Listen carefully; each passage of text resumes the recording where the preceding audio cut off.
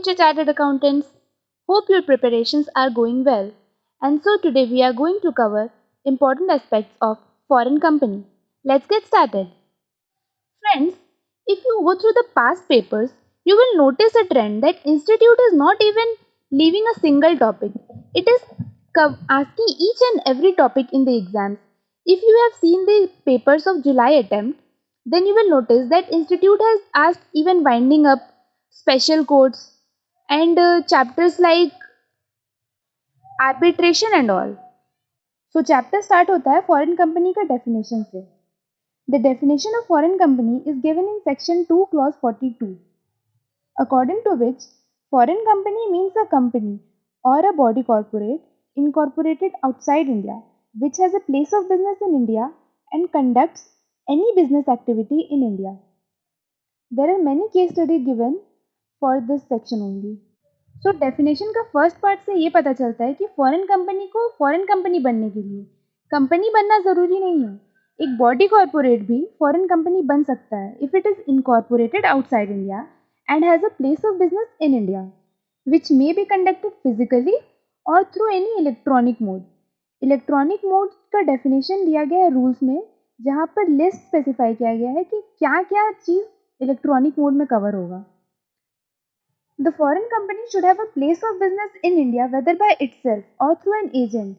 यानी कि foreign company India में बिजनेस कंडक्ट करेगी या तो खुद से या तो किसी एजेंट की मदद से.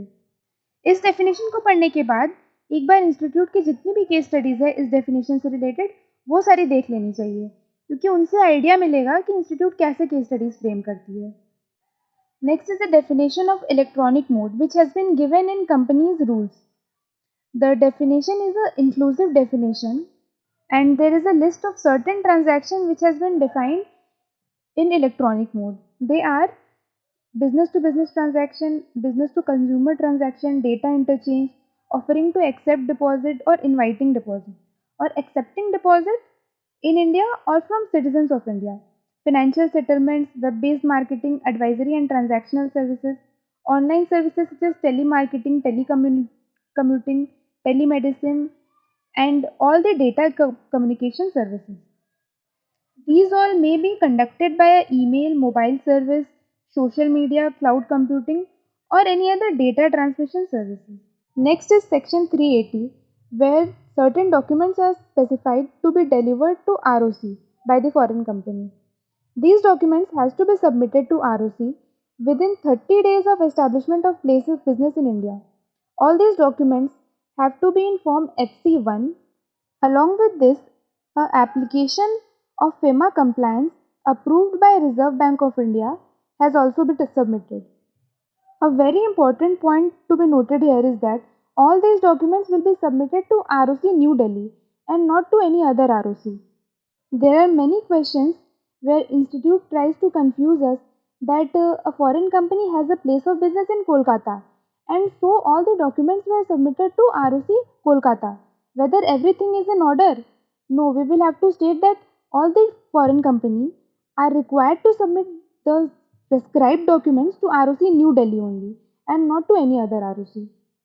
What are the documents which are required to be delivered to ROC? Well, it is not so important to by heart all the documents which are required to be delivered, but you should at least run through the list. That is a certified copy of chartered statutes, memorandum and articles. And if all these documents are not in English, then there's certified translation thereof, full address of registered or principal office of the company, the list of directors and the secretary of company, the authorized representative on whose behalf the company will who will accept the notices on company's behalf, the full address of office of the company, and a declaration that none of the directors or the authorized representatives have been convicted or debarred from the formation of company. Also, if any alteration is made in the documents which are delivered, then the alterations have to be submitted to ROC within 30 days from the date of such alteration in Form FC2. Next is section 381. In July attempt, questions were asked from this section only. Every foreign company shall in every calendar year make out a balance sheet and profit and loss and shall deliver a copy of these documents to ROC.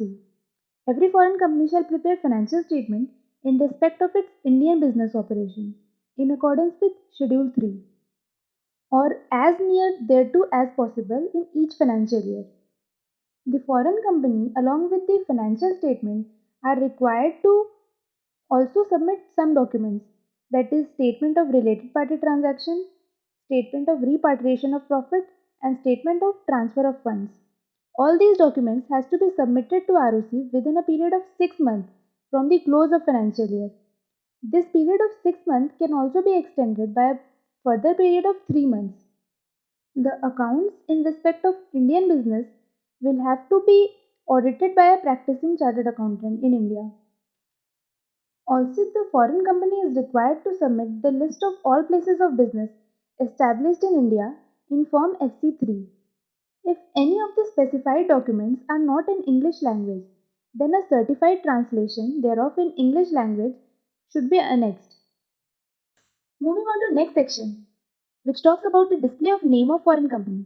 Every foreign company shall conspicuously exhibit on outside of every office or the place where it carries out business the name of company and the country of incorporation in English language and the language of general use where the office is situated. Also, the company shall state the fact that the liability of company is limited if the liability of company is limited on outside of every office. Along with this, the company shall cause the name of the company and country of incorporation to be stated in billheads, business letters, letter papers, and all other notices. And if the liability of company is limited, it will state that company's liability is limited. एक important चीज़ है इस section में कि company अपने office के बाहर दो languages में कंपनी का नाम और कंट्री ऑफ इनकॉर्पोरेशन लिखेगी, that is English language and language of general use.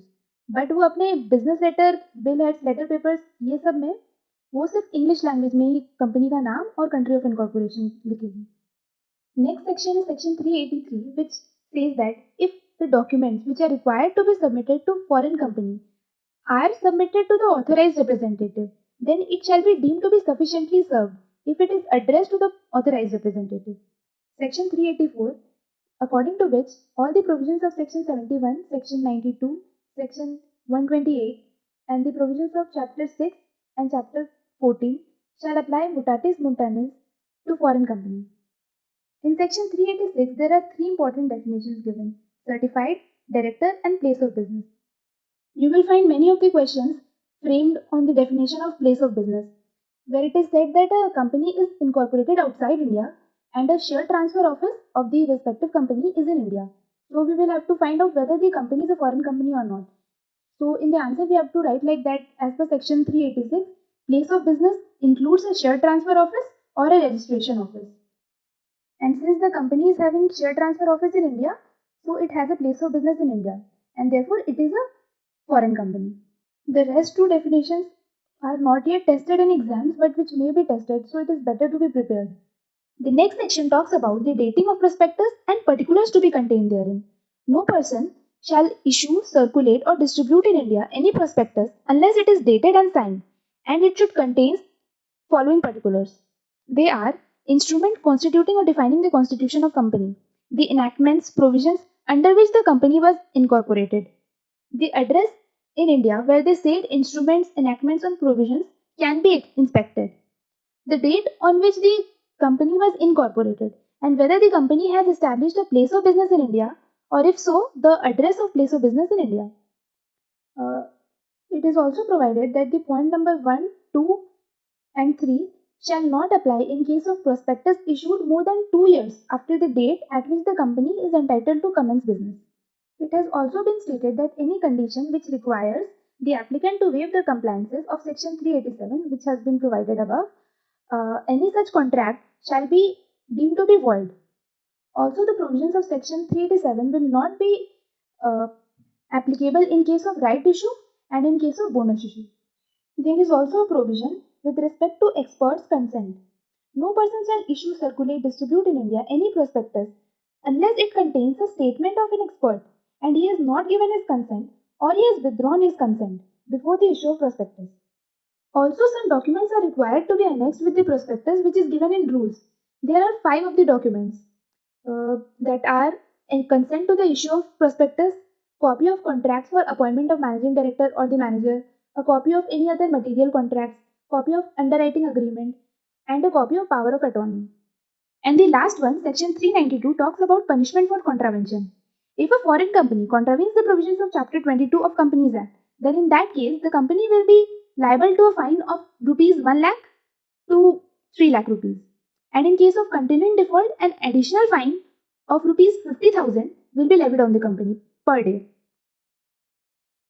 Also, every officer of the foreign company who is in default shall be liable to a fine of rupees 25,000, which may extend to 5 lakh rupees, or with the imprisonment for a maximum term of 6 months, or with both. In section 393, it is stated that if a company does not comply with the provisions of chapter 22 of the Act, then in that case, company shall not be entitled to bring any suit, claim, or set off, or make any counter claim, or institute any legal proceeding with respect to any contract, until and unless the company has complied with these provisions. So we have covered all the important parts of this chapter. Hope you will find this video useful for exam purpose. Please subscribe to the channel, hit the like button, and comment down below if you want more of such videos. Till then, bye bye and have a good day.